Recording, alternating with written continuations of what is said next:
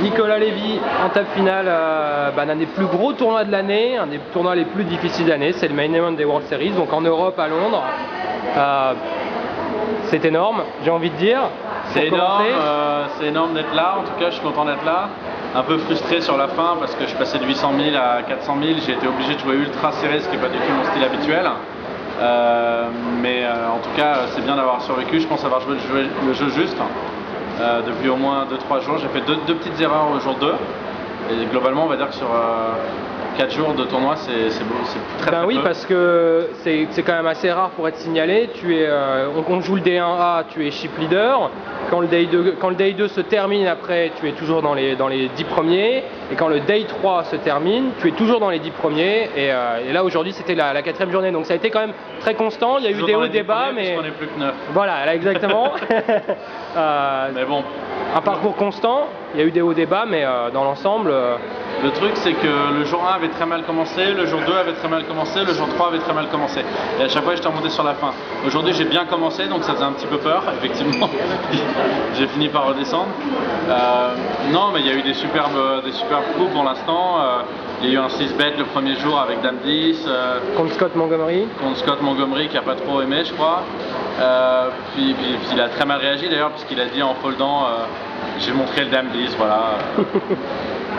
Petit péché mignon de le montrer. Et il a dit ouais, je crois de la plus mauvaise main, tu croyais que tu bluffais, comme si c'était pas un beau coup, tu vois. Donc il était un petit peu énervé, mais bon, je l'ai pris comme un compliment, quoi. C'est-à-dire qu'il était aigri. Et après, il y a eu des tables difficiles tout du long. Je veux dire, toutes les stars du tournoi, tu les as jouées. C'est-à-dire Isildur, tu as joué. Isildur. Victor Blum, disons. Isildur, Ivy, qui j'ai joué d'autres d'intéressants. Il y avait Roland de Wolf là. J'ai joué Marc Inizan longtemps. J'ai joué avec Thomas Vichon. On va pas faire la liste entière. Ce qu'on peut dire sur cette table finale, en tout cas, c'est que la journée d'aujourd'hui, donc on a commencé à 22, à midi, on n'a plus que 9 joueurs, bien sûr. Ça a été décevant, en tout cas pour les observateurs, pour les fans de poker, parce qu'il y a beaucoup des grosses têtes de série qui sont parties. Donc comme on disait, Victor Blum et Phil Ivey, ils ont été un petit peu décevants aujourd'hui, et la table finale est un peu plus anonyme que ce à quoi on s'attendait. C'est vrai. Victor Blum a pas un très bon jeu, je l'avais déjà expliqué une fois qu'il est en dessous de 30 blindes, 40 blindes. Il gamble énormément et pas comme il faut. Et je crois que c'est la mauvaise stratégie, avec tout le respect que je dois à son... Enfin, c'est un meilleur joueur de poker que moi. Mais en tournoi, là, il a encore des choses à apprendre, ça se voyait. Phil Ivey a gamblé pour la première place comme il fait tout le temps. Ouais. Ça passe ou ça casse. Il y avait une rumeur comme quoi il était fatigué après une nuit passée devant son ordinateur. Paraît-il qu'il était dans un gros tournoi online toute la nuit. Je ne sais pas si c'est vrai ou pas. En tout cas, j'étais pas à sa table. Mais ça avait l'air d'être un sacré gamble qu'il avait pris. J'ai parlé à 2 joueurs qui étaient à la table. On dit que c'était pas forcément le mauvais move, mais c'était peut-être au mauvais moment parce qu'il est tombé sur 2 rois. Mais bon, vraiment lui, effectivement, il a joué pour avoir un gros tapis. Et d'ailleurs, on peut remarquer que dans la bulle, on n'était plus que 10. Il y a quelque chose qui se crée qui fait que moi, j'aurais été plus agressif s'il n'y avait pas eu Marc Inizan avec un très petit tapis. Et d'ailleurs, quand il est remonté, j'ai commencé à rejouer. Mais ça oblige, j'ai l'habitude des sit and go, ça oblige quand il y a un micro-stack entre guillemets, même s'il n'était pas micro, mais qu'avec quelqu'un de beaucoup plus petit, on ne peut pas lui permettre de gagner une place gratuitement comme ça. Et du coup, enfin moi je le vois comme ça. Donc du coup c'est une espèce de course entre les short stacks. Oui. Donc on se regarde un petit peu tous, là on était 3 short stacks. Et normalement ce qui va se passer c'est que les gros stacks vont essayer de gambler pour faire monter la table. Et cette situation va s'arrêter assez vite puisqu'un des short stacks va finir par sauter. Mais là aucun des gros stacks n'a voulu prendre en main la table. C'était assez calme. C'était assez calme, ils ont essayé de faire des petits moves pré-flop, des trucs avec 100 000, 150 000, alors qu'ils avaient tous bien au-dessus d'1 million, donc ils ne sont pas du tout mis en danger. Chacun ses stratégies, je suis un petit peu frustré parce que si j'avais trouvé une doublette, je pense que du coup j'aurais essayé d'en tirer parti. Je pense qu'il y avait beaucoup d'argent à gagner en préparation de la table finale pour ces gens qui vont jouer la gagne. Et du coup la bulle a duré 4 heures et du coup moi j'étais dans une situation moins IV clairement.